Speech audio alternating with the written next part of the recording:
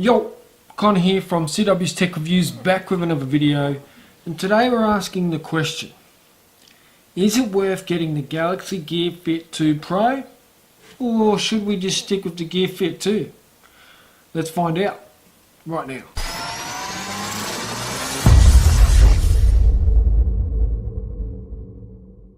The first thing we got to look at is the hardware and the specs and all that sort of thing. Why would you waste more money when you've got something that does everything else? This little rectangle wearable still comes with a dual-core CPU, 4 gigs of storage, 512 megs of RAM, IP68 water rating. It runs Tizen software, or Tizen.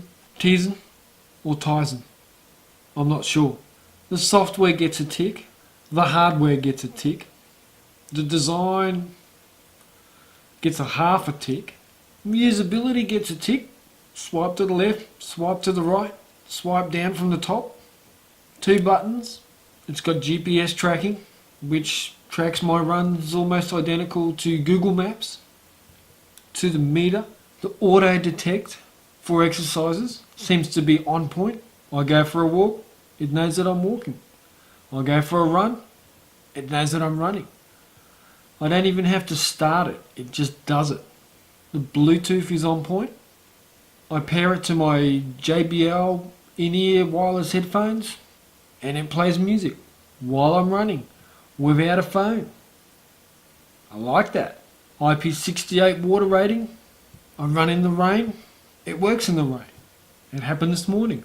Twice in the last year, it has malfunctioned during a run. That's not bad going. And that was purely because I had too many notifications up, I had too many things going on at once, and it just sort of wigged out and froze on me.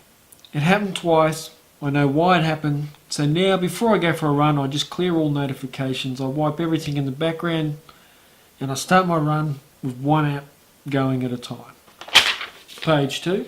The music application on this also controls the music on my phone. So if I do take my phone on my run, which I don't have to, I can swipe through the songs, skip, go back, that sort of thing from the watch.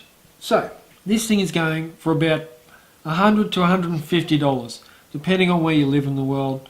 In Australia you'll probably get it for $150.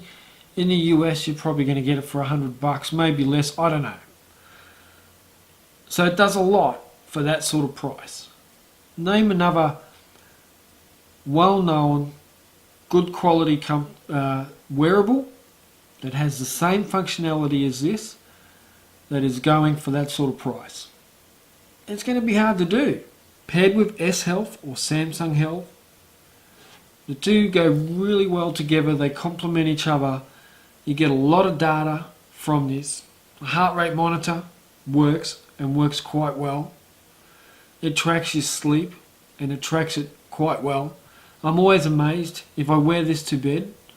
I wake up and I check my sleep pattern and it's got all these different stats that I know nothing about. So I'm amazed that it does it. However, I don't wear it to bed, I just take it off and put it on charge. I have this thing on full brightness. I work out for between 1 and 2 hours per day. I have GPS on all the time, or location services on at all times. So it cops a full caning and it always gets me through to the end of the day. And then I put it on charge, I go to bed, wake up, it's fully charged and off we go again. And it is fully synced to S Health. As I mentioned, those two apps go really well together. This can track my water, I've got to put that data in, but the water intake, the coffee intake, everything else it tracks. If I do circuit training out the back in the garden or somewhere or at the gym, it knows when I'm doing circuit training and it still times it correctly. I don't know how it does it, but it remembers all that stuff. It now also syncs all my splits for my runs through S Health as well, so I get all that information that I need. What don't I get with this Gear Fit 2? Well, I don't get 5 ATM waterproofing. I wouldn't swim with this. I do run with it in the rain, but I wouldn't swim with it. So therefore it can't track my laps. In the pool, it just can't do it. The Gear Fit 2 Pro can. So if swimming's important to you, it's worth upgrade. It's got new colours. Is that a good thing? Is that worth I don't think it's worth upgrading for new colours, but you get new colours with the new one. I do like the black and red look. You get new apps with Under Armour and Speedo, I think it is. So these companies have bought into it, and Samsung are having a good crack at bringing in some third-party apps. And another one of those is offline playback for Spotify.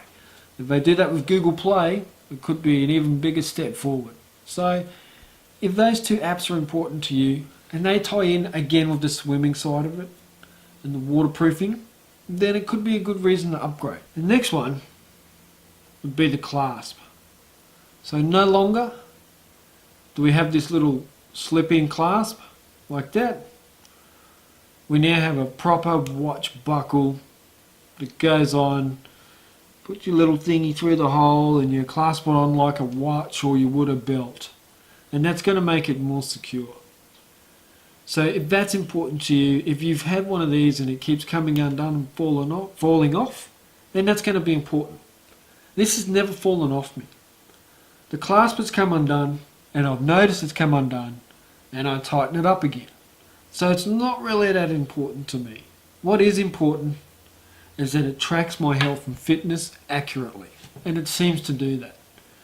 So you can weigh up whether you want to spend the extra money on getting a new one, or see if you can pick up one of these, or if you already have one of these, see if you can hang on to it for another year, because I reckon the next one that comes out is going to be something special. And I'm not talking about the Gear Fit 2 Pro, I'm talking about maybe a Gear Fit 3 or something like that, because for me the upgrades just aren't enough. I do like swimming, but I can count my laps at the pool. I don't need this to track it. Now when I'm running, I can't count my kilometres, I can't count my heart rate, or when I'm riding I can't count my speed and that sort of thing. But I can count my laps at the pool. Now this will tell you other information as well, not just how many laps you've done, but for me it's not enough of an upgrade. However, I am a bit of a tech addict and I might just upgrade for the fun of it. But you let me know in the comments down below. Is it worth upgrading to the Galaxy Gear Fit 2 Pro? For me, I'm on the fence. I probably will get it, but I'm not busting out of the gate to go and purchase it. Or if you're not interested in the Samsung game of wearables, what do you use? I'm happy with this. I have tried the Fitbit, I didn't like it. And for my money, this seemed to offer the most for the least amount of money. That's my video on is the Galaxy Gear Fit 2 Pro worth it, or should you stick with the old faithful? Hope you enjoyed it. Look forward to the next video. I'll catch you in the next one. Check ya.